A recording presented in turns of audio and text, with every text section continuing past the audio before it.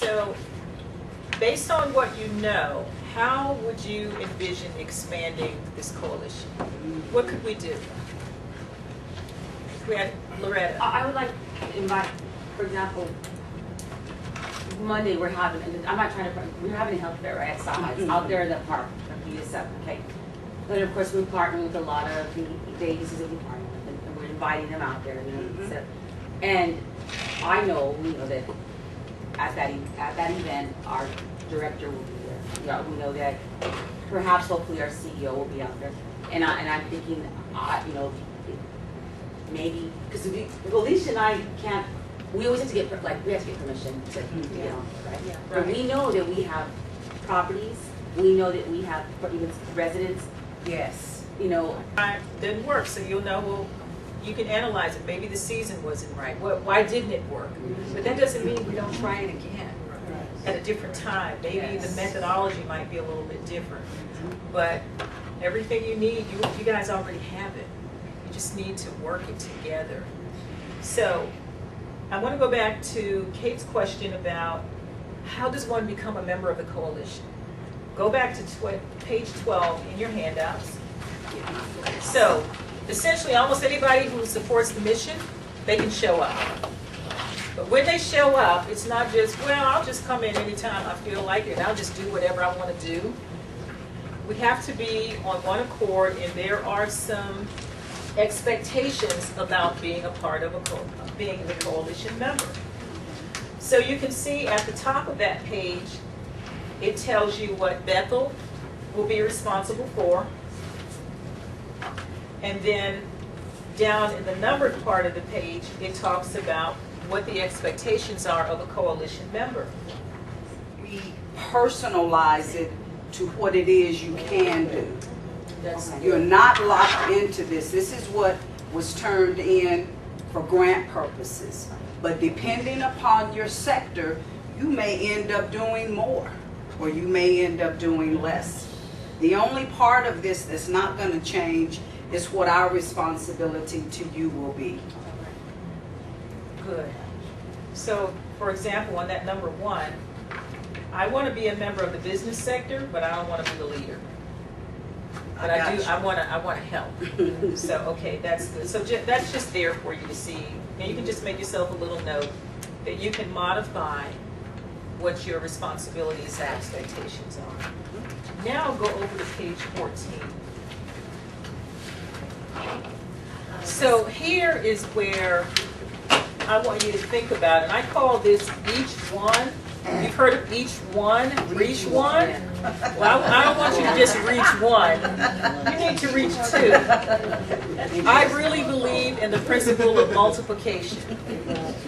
You know, if you're a good person, you're sitting here, you're getting all of this training, but you are one person. You can't do it all. You need to multiply yourself.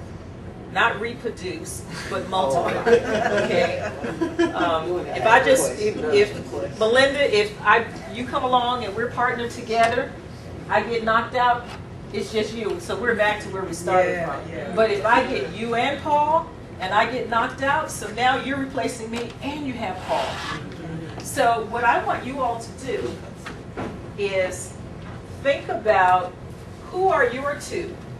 So if I brought in Paul and Paul and Melinda, then they go out and get 2 more, right? So here's one, and then your 1, or your 2 actually, go out and get 2 more. And then it just continues. All you're going to ask people to do is, I've got my 2. Hey, do you know 2 more people who can join the coalition? And not just any 2 for putting their names on a piece of paper. Exactly. But what can they do? What do they bring to the table? Or what can the coalition add to whatever work they're already doing? That's the way you have to think about that. So now, this is not just principle. I'm going to give you about 5 minutes to think of your 2. So now we're going to move on to collaboration. I have a definition for you there. So very simply, collaboration is the act of individuals, groups, or organizations working together toward a common goal or purpose. So that's how we're going to facilitate the community engagement is by collaboration. And collaboration is good as long as everybody knows their lane. Yes. Okay? You said it well. Yes. You know your lane. I didn't get to the other part yet. The other part. One of the worst things about collaboration is when you have people around the table who bring nothing to the table. Yes. So a part of knowing your lane is understanding what you're driving and how fast to drive, and understanding how to signal when you want to get into another lane. Most of us here can do multiple things. You're an expert in a whole lot of stuff. Okay? So, but I'm driving in the leadership, facilitator, trainer, teacher lane. I'm a parent. I'm a grandparent. But if somebody else is manning that lane, I need to signal and let them know I want to come over there. I don't just jump in your lane and block you from doing what you should be doing. Okay? So you don't do that. So understanding collaboration. We will take an offer later. So again, you have to know your lane Yes. and bring something to the table. God. How many times have you been on a committee or a board? This is even worse. I can't stand this. You're on a board, and there's always, people who come, they eat your chicken. Yeah. Never have any ideas. Sometimes they don't even come to the meeting, don't even let you know they're not coming. Yeah. So that person has brought nothing to the table. They have not added value to this collaboration. So there's two things I want you to remember about collaboration. Know your lane. When you invite somebody to be a part of the collaborative team, have a role for them. I don't like when people invite me to be a part of something and they have not thought how I can contribute. Because I do have a takeover spirit. If you don't tell me what you want me to do, I'm just being real with you. I'll come over there, I'll see what's wrong with it. I'll just, look, you need to move over there. You haven't done nothing, you're off. So, tell me what you want me to do. And I will man my lane. When you tell me what you want me to do, I'll do that. But if you didn't specify, I'll think, okay, I'm in charge.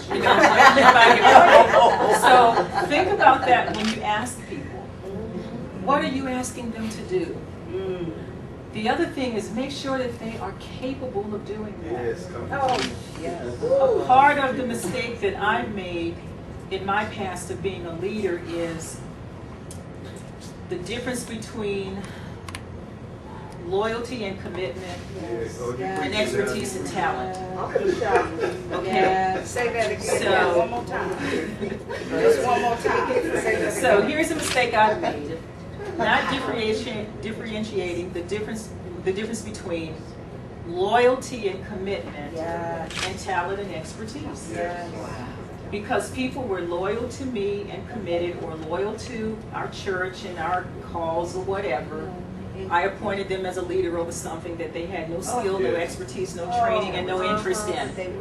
And so the kind of person I am, I expect results. We can't keep fitting to starting to get ready to about to do something. Something needs to happen. Come on, we gotta have something happen. But it is not fair to the person that you ask to do a task when they don't know how to do it. So some things you have to think about where you're placing people. And I like to set people up to be successful. So I'm not going to ask you to do something that you probably can't do, don't want to do, don't have the training or the skill to do it. And once we determine that, you as a leader have to figure out how do you gently move that person in another area without offending them or just turning them away totally, because you saw something in them to begin with to think that they could add value to the coalition. So that's all I'm saying, is that with collaboration, make sure that people understand their lane. They know how to drive in the lane. They know the brakes and the gas. I never understand when you see on TV how somebody that drove through a store. I hit the brake, the gas, and I thought I hit the brake. I'm like, what? It's The gas is here and you gotta put your foot up to get on the brake. So people have to understand what it is that you're asking them to do, and they have the capacity to do it. So that's all I'm saying about that. I think she said yes. Oh, yes, yes. Also, because we have a tendency, we're part of a group, we see the end goal, we just want to get that goal there, done. yeah. So the other thing is to see people as human beings, don't see them as objects. Very To true. where you just see them as a vehicle To get to where you want to go, and so you don't care nothing about what else is going on with them. Yeah. Because in the past, that was one of my mistakes, is I have my assumptions about what people should know, what they shouldn't know, but then also to see them only as a vehicle to help me to get To where I the wanted end. to get. And, Very true. And when that happens, then they tend to fade out of your collaboration. They Yep. feel used, and Yep. they don't trust. Then they begin to become a problem within the coalition. Yeah, that's very true. And remember, we're all volunteers. That's the thing. Volunteers don't have to do anything. They're there of their own free will. So be nice to people. Okay, so I'm going to skip this question. What does collaboration look like in your environment? I'm going to go ahead and skip that. I want to give you elements of collaboration. So turn to page 16.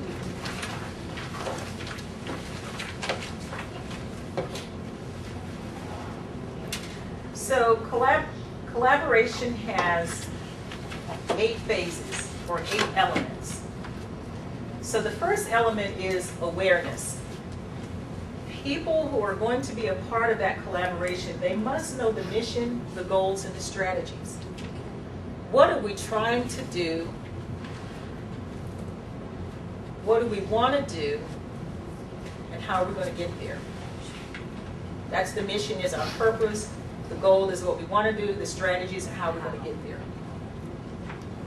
They have to have some motivation. You're going to tell them that the motivation is our desire to see our children free of substance abuse. We have to be on the same page about that. That's the purpose. That's the only reason why we're doing this. We don't want kids to be on drugs. We don't want them to get started. If they have tried it, then we want them to be able to say, I tried that and it wasn't good for me. Didn't like it. It's not right. It's wrong. Whatever they decide, we want them to stop. So self-synchronization. That is that your actions have to align with the group's decisions of which you were a part of making. Remember when I talked about community engagement? A part of the trust building and the buy-in is that you're not saying, well, they said we're going to do this. No, you were at the table and we decided this is what we're going to do. So you have to align yourself with the goals of the group because you were a part of that decision-making process. Then there's that participation. You actively participate in collaboration with the coalition and expectations and expect others to actively participate. So that's a part of that staying in your lane and coming to the table with something. You're participating. Then there is mediation. We must negotiate and we must collaborate together and find a middle point. In Antioch, they just had the UDEP something in the spring. I think we should do it again in the summer. Well, no, I think we should just plan and do it again next spring, and we got a year to work it through. Well, no, we really need to do it this summer. Well, no, if we do it in the spring again, we'll have more money and we blah, blah, blah. So you have to negotiate disagreements or different points of view and figure out how do we meet in the middle? How do we make this a win-win, which is an old term, for everybody? There's always a way to figure things out. You don't have to duke it out. There's no point in you to do that. Reciprocity. We share and we expect sharing in return. So, y'all sound like y'all are Christian people. You give and you take. You sow and you reap. It's just a principle. That's just the way it is. So we share information. I like the sharing that's gone on here today already. Talking with, here, you can do this over here. I can help you with this over there. And then there's reflection. We think and we consider alternatives. We have to think all the time about what else could we do. Think about what's already been done. And consider, one of the things that I noticed I know you all will be doing this as a part of your grant, that's great. But even on a coalition level amongst yourselves, as you're working, if you all I hope this is a long-term relationship that you all are building and will want to stay around the table. Even if you can't make every meeting, send a representative, but make sure that you or your organization stays engaged in some kind of way. But as a part of that, I think it's good to evaluate your contribution to the group, which requires reflection. I do a lot of work with nonprofit boards, and I do board assessment work where, we do a survey and we ask all kinds of questions. How many meetings did you attend over the past year? How much did you give of your own personal money? How did you go out and speak on the behalf of the organization? All those kinds of things to let people look and see, what did I do? Did I just show up to the meetings and didn't really contribute? Or am I a valued member of this coalition? So that's on an individual level. But then on a corporate level, together, evaluate your work. Don't wait for the professional evaluator to come in at the end of a year, 24 months. Maybe you all have quarterly checks. This is what we said we do. We're going to attend the health fair that Saha is giving. We're going to be a part of, how do you say it, Seclovia? Seclovia. That's that word, Seclovia. Well, we're going to be a part of that. We're going to be out there, have a table. We're going to do something. Or hand out bottles of water or something. So how do you evaluate the work that you've done? What came out of that? So that's what I mean by reflection.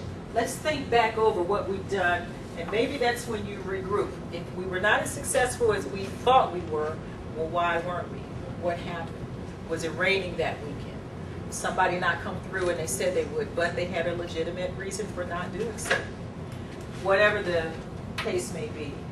But you think about it and then you consider what are alternatives. Sometimes it's good to reflect forward. We haven't done this yet, but maybe we need a plan B. We plan for plan A, but just in case this happens, we need a plan B. Okay. And then finally there's engagement. We proactively engage rather than wait and see. I don't like being part of groups like that, where people are like, well, let me see what they're going to do first, and then I'll see what I'm going to do. I'm not going to give in this offering because I don't know what, they said they're going to give it to the children's home, but I don't know if they're going to really do that.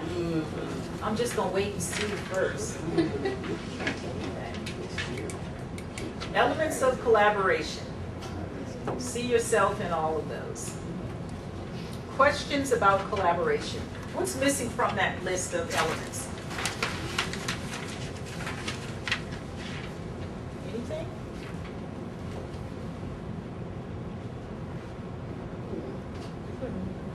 Communication.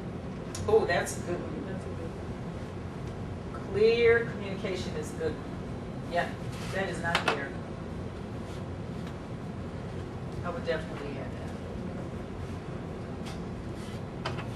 I thought, what is that, mediation? I thought that was meditation. Meditate, I mean, well, sometimes you gotta meditate on stuff, Well, I guess that would be the reflection. Yeah. Reflection. You not That's shy true. no more, are you, girl?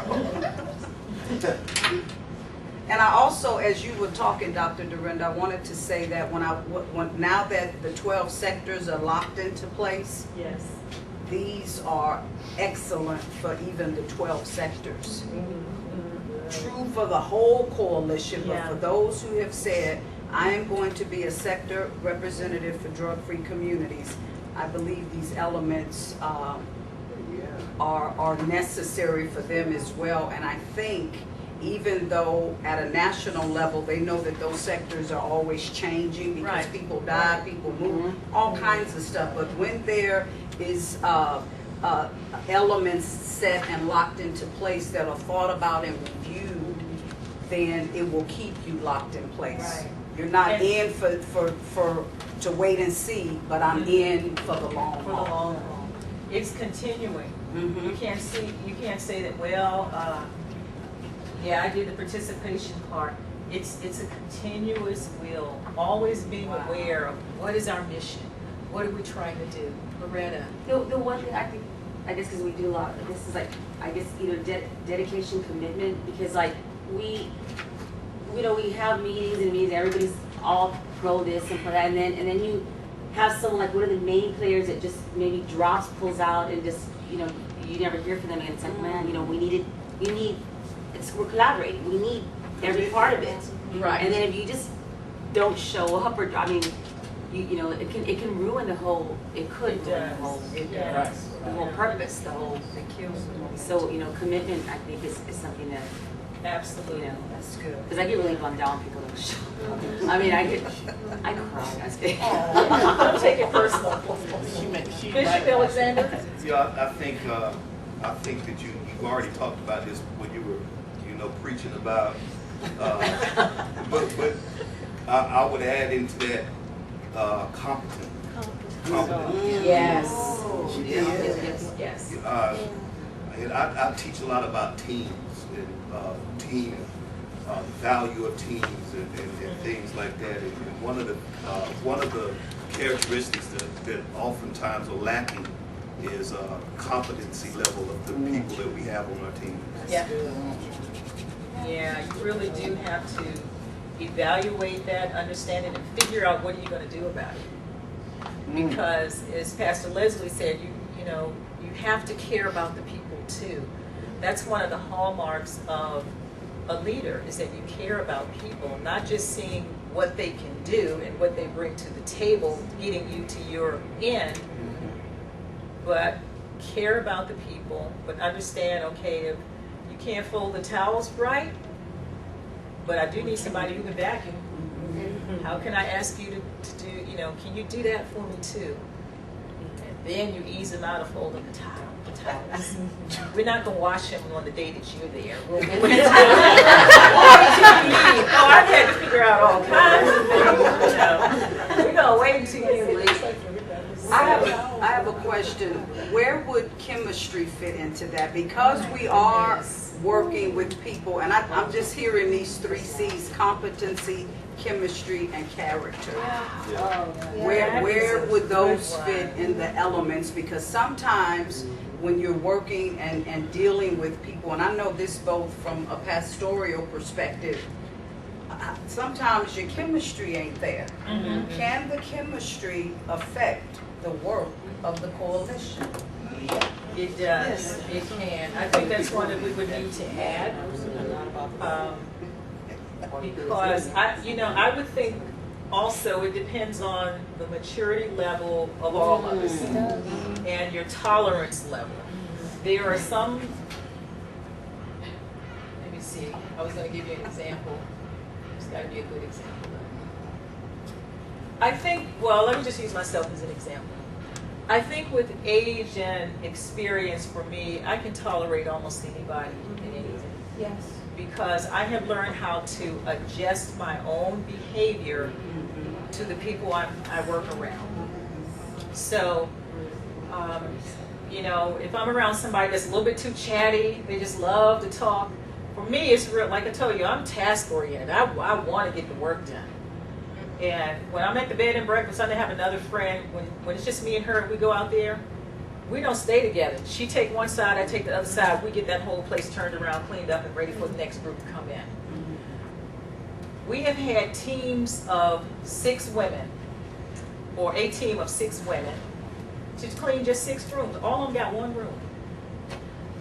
They bunching up together, and 8 hours later, they haven't even finished the building yet. Only 6 beds. They laughing, they having a good time, they taking breaks. Sitting on the They front. sitting down to fold the towels, and like when we're there, we standing, we working, we standing. So those kinds of things do bother me, but I've learned how to adjust my own behavior, Okay. and I allow more time. But when you don't have chemistry with people, then you need to, I think, like you said, put your big girl pants on and learn how to love people right where they are, or you move yourself from their space. Some people, or you do what now? Yes, yes. Now, I think everybody in here is in a leadership position, or you have been at one time. And I've had this happen, not just, with my bed and breakfast, but I've had it in several organizations, even the consulting work that I do where I'm just a consultant in an organization. I have people who don't like to work together, or they have some kind of beef. They involve me in it by telling me. So I have to figure out a way to still get my work done, but also I've got to get them together as well. So it takes, you have to figure out a way to do that without telling on it. You can't say, well, he already came and told me that y'all were having this issue. Or, you can't do that. You have to figure out a way to still get the work done and keep peace. But you can't look like you're taking sides with anyone. You cannot do that. I think in those situations too, though, there's a book by Dr. Henry Cloud called Necessary Endings. Sometimes it's just okay, to be okay with after you've done everything. Yeah. To just agree, to say this is what we need, this is where communication comes in, and maturity and all that, and say this is what we need, this is what we're about, this is what we're going to do, going all over all the elements, going through the mission and all that. Can you do this? You need to decide. Exactly. And That's you good. need to decide that you need to go. Yes. But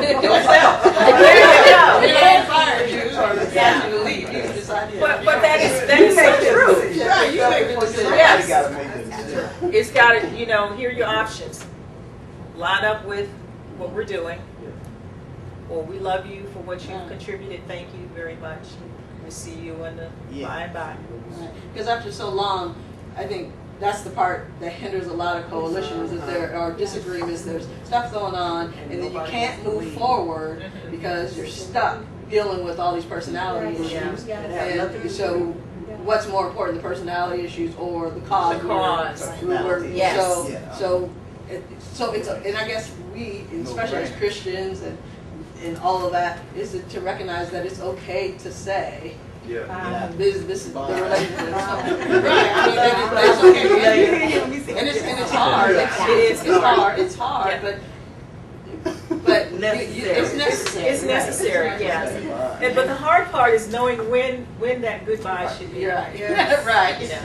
Do we give them one more chance? Do we give them one more chance? But a part of that, I think, as a good leader, is what you have to do is say, well, we're going to move on in spite of. Sometimes you keep moving and you can't take everybody with you. Somehow they still, you drag them along hoping that they're going to come around.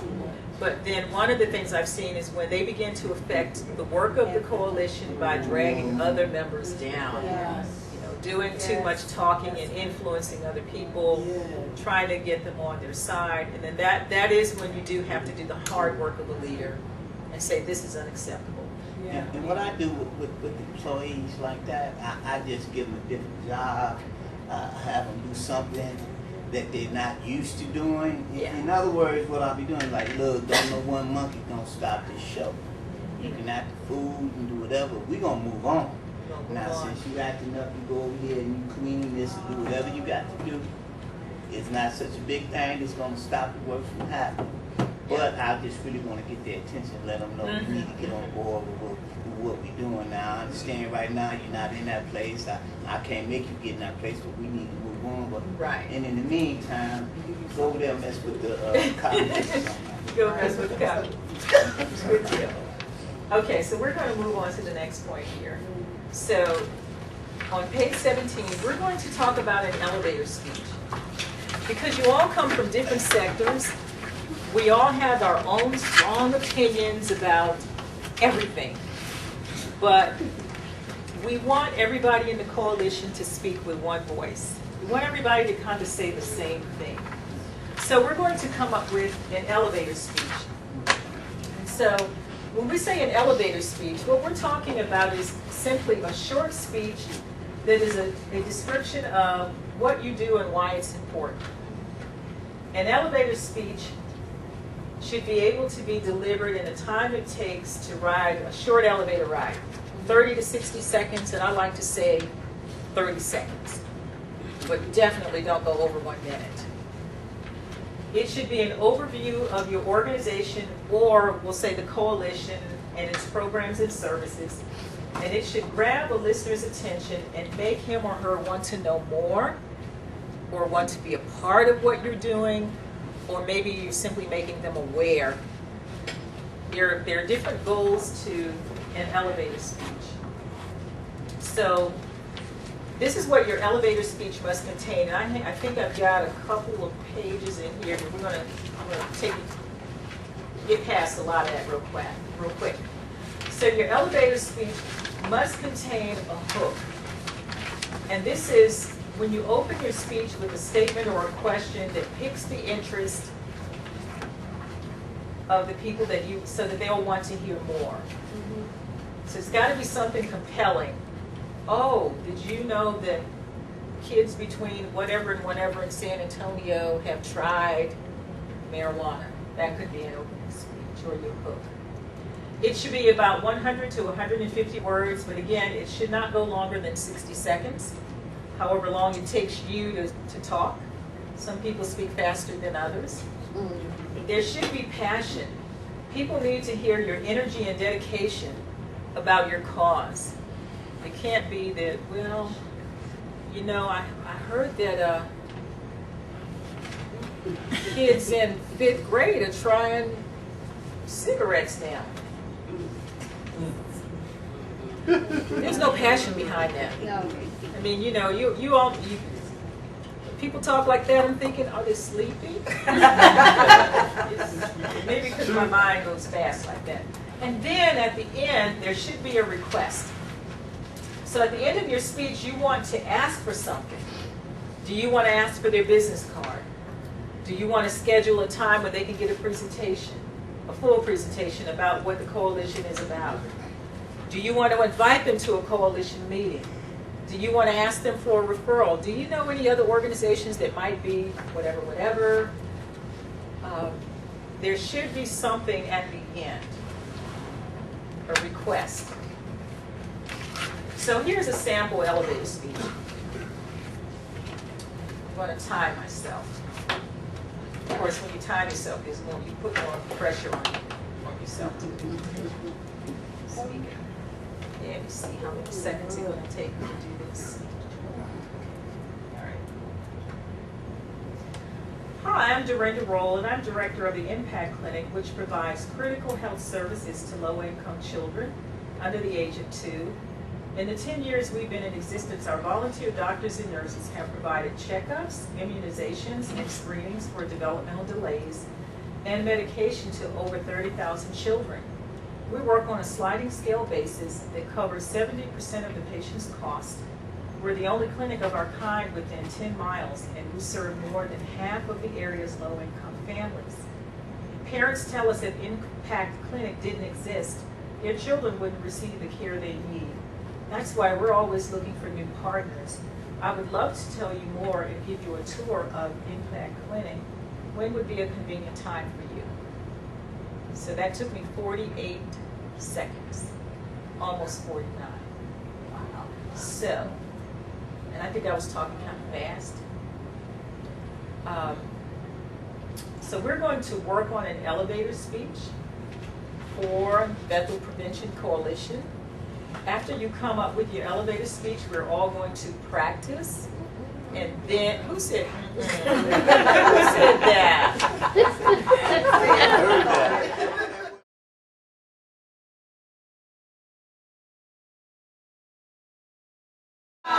Is a dialogue, like a game of Okay, so Too long. here's is a one. Hang dialogue, on. like a game of is a dialogue, like a game of verbal ping pong. The other person hits the ball to you by asking the question. You immediately hit it back to them with a short answer. Then they decide if you'll both keep playing. What you don't want to do is hold on to the ball. Thanks for asking, Ken. I'm going to talk for a while. You might want to sit down. Okay, the next part of the elevator speech definition is conversational answer. That means you talk like normal people, not like the Wall Street Journal. Yes, I'm a leadership systems expert for Mega Services, which is an industry leader in delivering maximum value through value-added dynamic processors and customer-oriented networks, as well as fully integrated employee enhancement programs, which achieve measurable world-class results. They can be escalated to meet the increasing needs of every business environment that demand precision, professionalism, and something else that starts with the letter P. Now, Yeah, if you were actually to talk to someone like that in an informal situation, they'd think you were a freak. Okay, next part of the definition. That you deliver in such a way that people want you to keep talking. This means after you say one line, look for the other person to show that they're interested in what you just said. How do they do that? Simple, with the Scooby-Doo response. They cock their head, or raise their eyebrow, or grunt out a huh? What? Getting that kind of non-verbal reaction means they've hit you the ping pong ball again. It's permission for you to keep talking.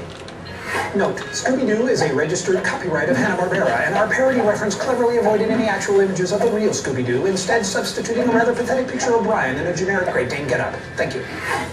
Deep down, people really want to give you the Scooby-Doo response. When they ask you, what do you do, they're hoping you'll say something like, We build the guidance systems in the space shuttles. we train Navy SEALs. We make those cool machines at grocery stores that take your coins and turn them into dollar bills.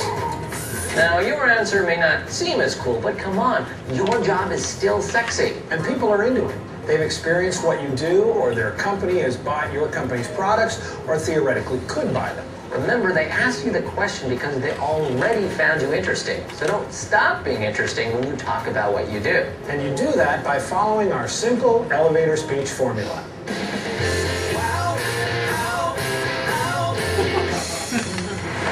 Which comes with its own 4-second hit song. The wow is your one-sentence answer to what do you do? It's what you say to get the Scooby-Doo response. Then comes how, a sentence or two that explains how you do your job and how it benefits them. After that, the now. Now is the start of the 3 most powerful words in the English language. Now, for example. Because that's the start of a story, And everyone likes a good story. especially if it's short. The elevator speech opportunity is to quickly connect the person you're talking with to the big concept of what you do. And that happens by you giving a progressively revealed conversational answer. In the wow, how, now formula. All right. Nice. Wow, how. So you can tell that we still have a little bit of work to do on the elevator speech, but you all, I think, got the basic components there. Thank you all for allowing me to be your facilitator today. Thank you.